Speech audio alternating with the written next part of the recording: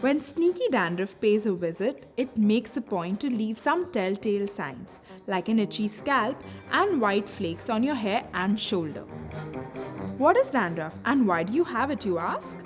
Dandruff is simply the oil buildup at the scalp that causes skin cells to bunch up and flake off, which is normal, but when you have dandruff, the shedding doubles drastically. Common triggers that cause dandruff are change in weather, dry skin, growth of a fungus on the scalp, reaction to a hair product, or a skin condition like eczema or psoriasis. Quit biting your nails as we are going to share our top 3 DIY superheroes that will banish dandruff for good without burning a hole in your pocket.